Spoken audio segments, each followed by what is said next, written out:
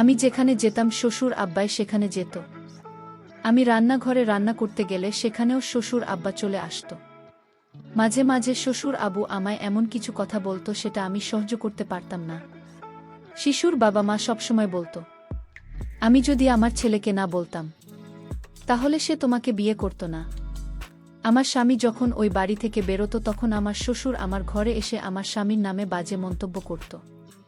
একদিন রাতে আমার স্বামী আমার ঘরে আসেনি, আর আমি ভয় পেয়ে আমার শ্বশুরের ঘরে চলে যাই।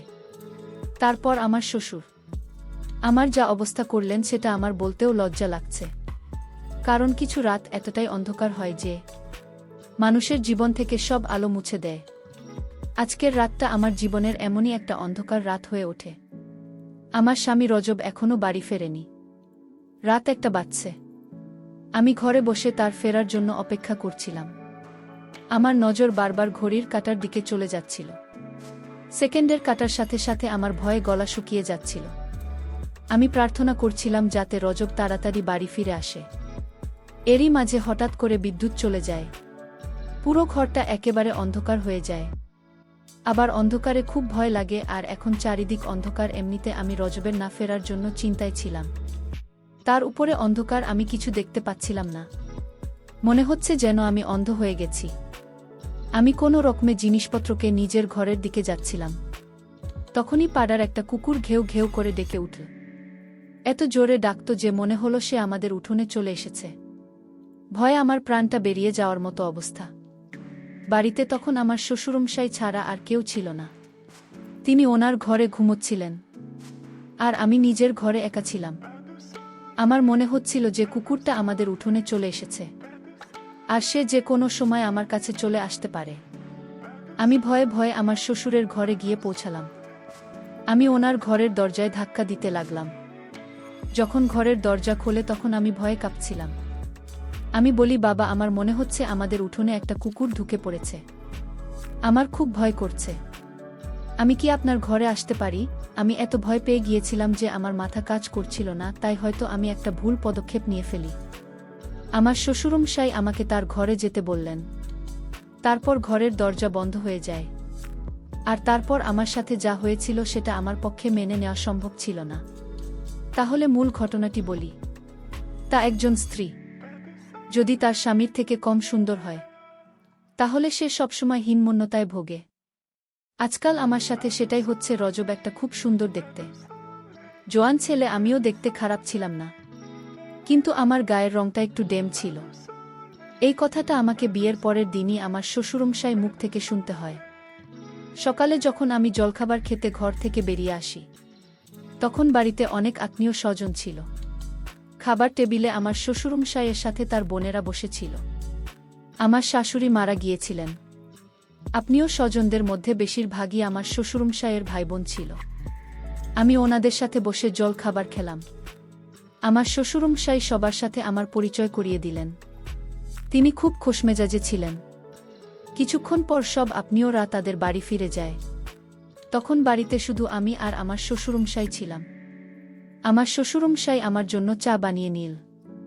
উনি বলেন, আমি ভাবলাম আমার বৌমা খুব ক্লান্ত, তাই আমি তার জন্য চা নিয়ে এলাম। তিনি আমার পাশে সোফায় বসে পড়লেন, আর চায়ের কাপটা আমার হাতে ধরিয়ে দিলেন। তিনি বলতে লাগলেন, রজব এমনিতে খুব ভালো ছেলে। সে আমার সব কথা শুনে তুমি একটা ভালো মেয়ে, কিন্তু আরও ভালো হতো যদি তোমার গায়ের রংটা একটু ফর্সা হতো। ওই যে বলে না, বসেই হয় যাকে সব সময় কাছে পেতে ইচ্ছে করে। উনার কথা শুনে আমি একটু অস্বস্তি বোধ করছিলাম। আমি উনাকে বললাম, আমি আপনার কথা ঠিক বুঝতে পারলাম না। উনি বলেন, কাল মাঝরাতে রোজ ঘরের বাইরে এসেছিল। আমিও তখন জল খেতে উঠেছিলাম, তাই আমার তার সাথে দেখা হয়ে যায়। সে আমাকে বলে, বাবা, তুমি তার মধ্যে কি এমন দেখেছিলে? তুমি তো জানতে যে আমার সুন্দরী মেয়ে পছন্দ। তুমি অন্তত আমার পছন্দের মানটা রাখতে পারতে। এইসব কথা শুনে আমার মনটা খুব খারাপ হয়ে যায়। তবে রজব কাল রাতে আমার সাথে কোনো খারাপ ব্যবহার করেনি। সে এমন কোনো কথা বলেনি। সে বরং আমার প্রশংসা করেছিল। তবে হ্যাঁ, আমার মনে আছে যে রজব রাত 2টা-3টা নাগাদ একবার ঘরের বাইরে বেরিয়েছিল। কিছুক্ষণ পর আবার ফিরে এসেছিল। আমি হাঁ করে শ্বশুরমশায়ের মুখের দিকে তাকিয়ে রইলাম। তিনি আমাকে বললেন, আমি বুঝতে পারছি তোমার এই কথাগুলো শুনতে ভাল লাগছে না। আমি কাল রজবকে খুব বকেছি আর বলেছি সে যেন ভুলেও তোমাকে এসব কথা না বলে। সে তোমাকে এরকম কোনো কথা বলেনি তো? আমি মাথা নেড়ে বললাম, না, এই কথাটা আমার বিশ্বাস করতে কষ্ট হচ্ছিল, কারণ কাল রাতে রজব আমার সাথে খুব ভালো ব্যবহার করেছিল। শ্বশুরমশাই এর পরের কথাগুলো আমাকে আরও অবাক করে দেয়। তিনি বলেন, আমি ওকে বারবার বারণ করেছি সে যেন তোমার মনে কষ্ট না দেয়। তুমি কিছু মনে করো না মা। কিন্তু আমি যখন তোমাকে দেখতে গিয়েছিলাম তখন তুমি মেকআপ করেছিলে। তখন তোমাকে দেখে আমার ফর্সা মনে হয়েছিল, কিন্তু তোমার আসল রংটা তো পরে দেখলাম। ওনার কথা শুনে আমি চুপ করে গেলাম। আমি বুঝতে পারছিলাম না কি জবাব দেব। হ্যাঁ, এটা সত্যি যে আমাকে যখন দেখতে আসা হয়েছিল তো এখন আমি একটু মেকআপ করেছিলাম, কিন্তু সেটাই তো স্বাভাবিক। আজকাল সব মেয়েরাই তো একটু আধটু সাজগোজ করে। রোজের সাথে যখন আমার সমস্ত বিয়ের কথা পাকা হয়েছিল তখন আমি খুব খুশি হয়েছিলাম, কারণ শ্বশুরবাড়িতে আমার ভুল ধরার জন্য আমার কোনো শাশুড়ি ও ননদ থাকবে না। কিন্তু তখন কি আর আমি জানতাম যে আমার শ্বশুরমশাই বিয়ের পরের দিনই আমার কথায় খুব ধরতে শুরু করবেন। বিয়ের পরের দিন থেকে আমি রান্নাবান্না আর ঘরের কাজ করা শুরু করে দিয়েছিলাম, কারণ বাড়িতে শুধু আমার শ্বশুরমশাই আর আমার স্বামী থাকত। এমনিতে আমার শ্বশুরমশাই খুব ভাল ছিলেন, আমার সাথে খুব ভালোভাবে কথা বলতেন, কিন্তু উনি রজবের ব্যাপারে যেসব কথা বলতেন সেসব শুনতে আমার ভাল লাগত না। রজব অফিসে বেরিয়ে যাওয়ার পরে বাবা আমার ঘরে চলে আসতেন। আমি তখন রজবের ফেলে রাখা জিনিসপত্র গোছাতে ব্যস্ত থাকতাম। বাবা এসে বলতেন, তুমি তাড়াতাড়ি আমাদের জন্য জলখাবার বানানো, তারপর আমরা দুজনে বসে গল্প করব। তিনি আমার সাথে বন্ধুর মতো কথা বলতেন। আমি ওনাকে এটাও বলতে পারতাম না যে আমি খুব ক্লান্ত, একটু বিশ্রাম নেব। কিন্তু চিন্তার বিষয় এটাই যে বাবা সবসময় আমার খেয়াল রাখতেন। আমি যখন রান্নাঘরে থাকতাম তখনই সেখানে এসে হাজির হতেন। আমি যখন রান্না করতাম তখন তিনি বলতেন, এভাবে নয়, এভাবে বানানো যাবে, এই খাবার পছন্দ নয়, এমনিতেই তুমি দেখতে ভালো নয়। তার উপর যদি স্ত্রীর দায়িত্বটা ভালো করে পালন না করে তাহলে স্বামীর মন জিতবে কি করে? মাঝে মাঝে আবার বলতেন যে তুমি রুটিটা গোল করে ফেলতে পারো না। তো সবসময় যদি কেউ কারো মাথার উপর চেপে থাকে তাহলে সেটা একসময় বিরক্তিকর হয়ে ওঠে।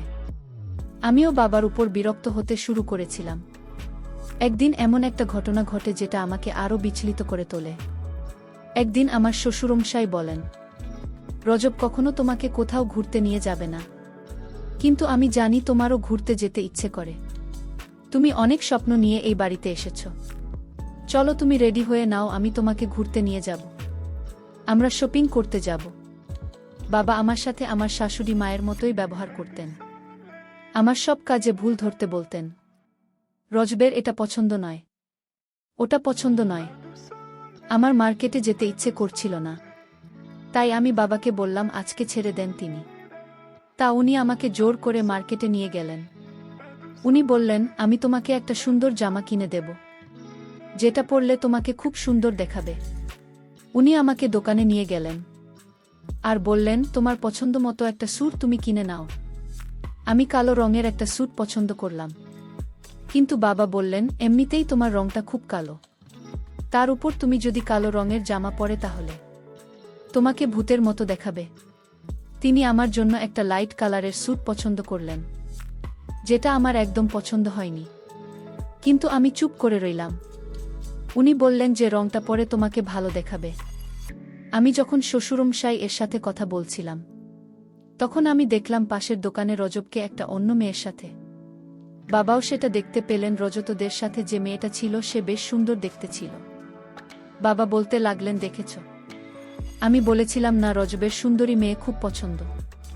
সে যেখানে সৌন্দর্য দেখে সেখানে চলে যায়।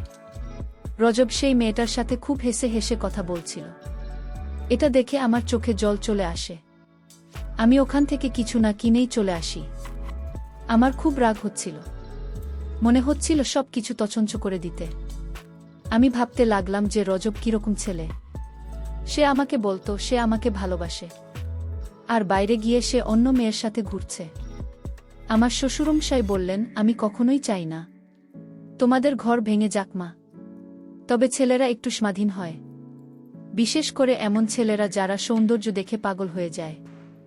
হ্যাঁ, তুমি যদি দেখতে সুন্দর হতে তাহলে হয়তো তোমার স্বামীকে ঘরে বেঁধে রাখতে পারতে। বাবা আমার পাশে বসে আমাকে বোঝাতে লাগলেন। বাবা বললেন, আমি রোজ ওদের সাথে কথা বলবো, কিন্তু আমি কিছু গ্যারান্টি দিতে পারছি না। আমি রজবের জন্য কি না করতাম। তার পছন্দের খাবার বানাতাম, তার পছন্দমতো ঘর সাজিয়ে দিতাম, এমনকি নিজেকেও তার মনের মতো তৈরি করার চেষ্টা করতাম। কিন্তু রজবের আমার এত আত্মত্যাগ চোখে পড়ে না।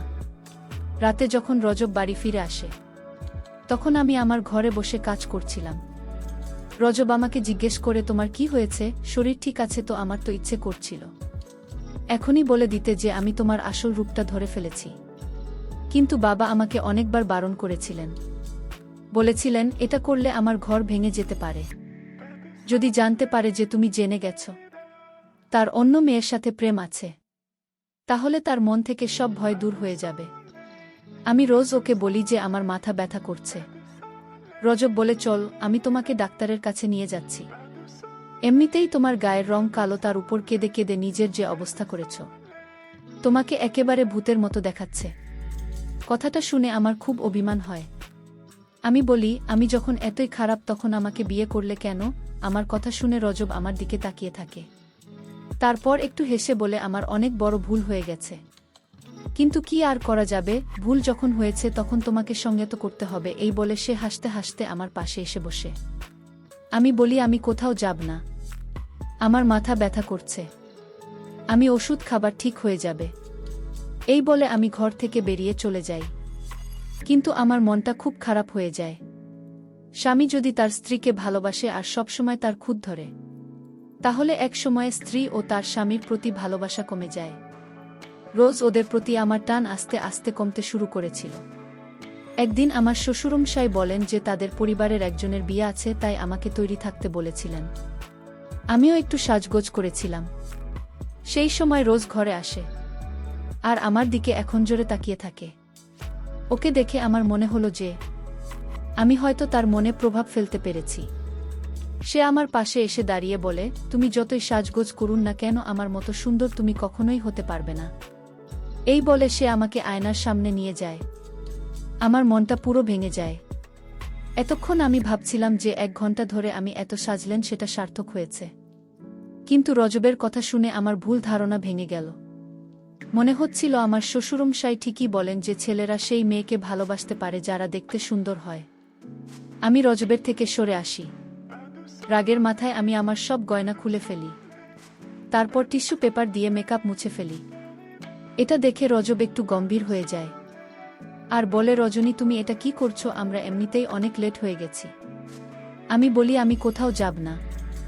রোজ বলে, এমন ছেলেমানুষি কেন করছো তুমি? একটা ছোট ব্যাপারকে এত বড় করে কেন দেখছো? আমি বললাম, আমার ওখানে যাওয়া ঠিক হবে না, কারণ আমি তোমার পাশে মানাবে না। আর তোমার কি মেয়ের অভাব আছে? ওখানে অনেক সুন্দরী মেয়ে থাকবে, তুমি বরং তাদের সাথে। এটা বলার সাথে সাথে রজব আমার গালে জোরে থাপ্পড় মারে। আমি এটার জন্য একদম তৈরি ছিলাম না। আমি রজবের কাছ থেকে এটা আশা করিনি। রজব বলে, এসব কি কথা বলছো তুমি? তোমার কি আমাকে দেখে সেরকম লোক মনে হয়? আমাদের গলার আওয়াজটা এতটাই উঁচু ছিল যে ঘরের বাইরে অবধি আমাদের আওয়াজ শোনা যাচ্ছিল। আমি বলি, আমার সামনে ভদ্রলোক। আমার শ্বশুরমশাই আমার কাছে এসে বসে। আমি বলি, সবসময় রজব আমাকে নিয়ে ব্যঙ্গ করে। আমি যখন ওর এতটাই অপছন্দ তখন ও আমাকে বিয়ে করো কেন? আমি জোরে জোরে কাঁদতে শুরু করি। আমার শ্বশুরমশাই আমাকে সান্ত্বনা দিতে থাকে আর বলেন, রজব এরকমই, আমি ওকে বোঝাবো, তুমি চিন্তা করো না। আমি তো চাই যে তোমরা দুজনে সুখের সংসার করো, কিন্তু তার কোনো নমুনা আমি দেখছি না। সুর আব্বা বললেন, এসব বাদ দিয়ে এখন চলো বিয়ে বাড়িতে। আমি বিয়ে বাড়িতে বাবার কথায় গেলাম। আমার মনে কোন শান্তি নেই। বিয়ে বাড়িতে এত লোকজন, সে রাতে থাকা নিয়ে অনেক সমস্যা হচ্ছিল। বিয়ে বাড়িতে ঝামেলা থাকায় কে কোথায় থাকবে সেটা নিয়ে আলোচনা করতে শুরু করেছে। আমার স্বামী বিয়ে বাড়ি থেকে বাইরে কোথাও চলে গেলাম। তারপর আমাকে একটা রুমে থাকতে দেওয়া হয়। সেই রুমে আমি একা ছিলাম। আর রাত যখন গভীর হল তখন আমার রুমে আমি কাউকে দেখতে পেলাম।